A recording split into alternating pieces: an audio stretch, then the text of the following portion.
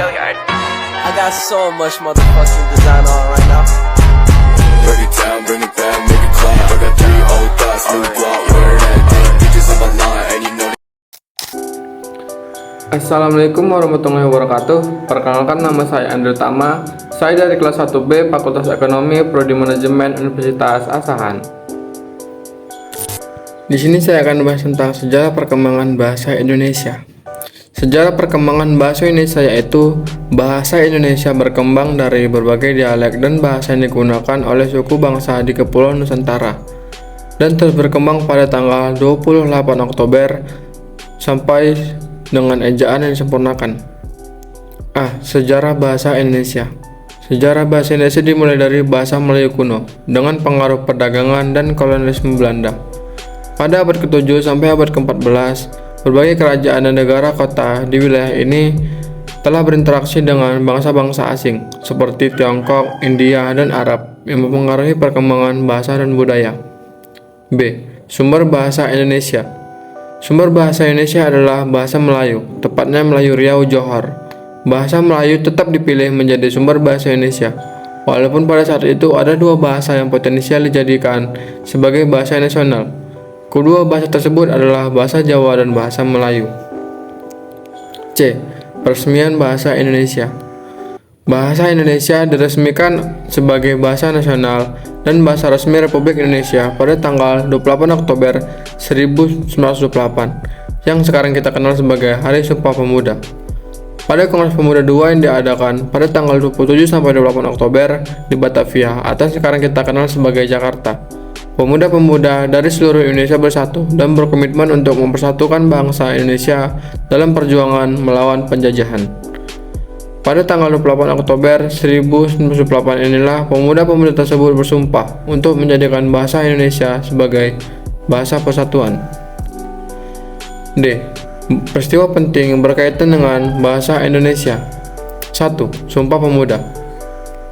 Sumpah Pemuda yang diucapkan oleh pemuda-pemuda Indonesia pada 28 Oktober 1998 memasukkan bahasa Indonesia sebagai elemen penting dalam semangat persatuan nasional.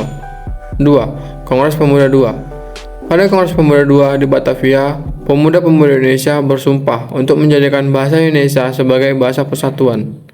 3. Kongres Bahasa Indonesia I.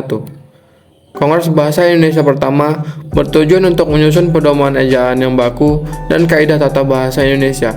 Hasilnya adalah Ejaan Republik yang menjadi acuan standar ejaan bahasa Indonesia. 4. Pusat Bahasa Indonesia.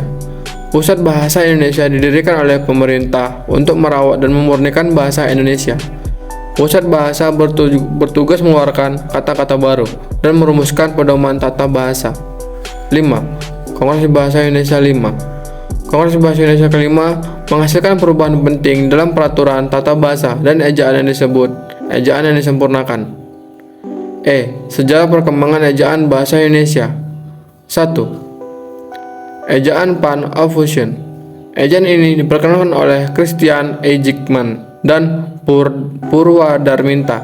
Ejaan ini merubah bunyi OE menjadi U dan DJ menjadi J. 2. Ejaan Suwandi. Ejaan ini diperkenalkan setelah Indonesia merdeka. Ejaan ini menggantikan OE dengan U dan DJ dengan J, sehingga lebih mendekati ejaan yang digunakan saat ini. 3. Ejaan Republik. Ejaan Republik ini bertujuan untuk menstandarisasi dan memurnikan ejaan bahasa Indonesia. 4. Ejaan disempurnakan atau EYD. Ejaan ini adalah revisi dari Ejaan Republik. Sebagian besar aturan dan ketentuan ejaan yang digunakan dalam EYD masih berlaku hingga saat ini. Kesimpulannya adalah bahwa bahasa Indonesia berasal dari bahasa Melayu. Bahasa Melayu dipilih sebagai bahasa nomor 1 bahasa Indonesia karena bahasa Melayu sudah merupakan lingua franca di Indonesia, bahasa perhubungan dan bahasa perdagangan. Sistem bahasa Melayu sederhana, mudah dipelajari karena dalam bahasa Melayu tidak dikenal tingkatan bahasa kasar dan bahasa halus. Suku Jawa, suku Sunda, dan suku-suku yang lainnya dengan sukarela menerima bahasa Melayu menjadi bahasa Indonesia sebagai bahasa nasional. Bahasa Melayu mempunyai kesanggupan untuk dipakai sebagai bahasa kebudayaan dalam arti yang luas. Baik, selanjutnya dari materi yang saya bahas tadi, saya ada membuat sebuah 5 pertanyaan yang harus dijawab oleh teman-teman sekalian. Dan itulah penyampaian materi dari saya. Sekian, terima kasih.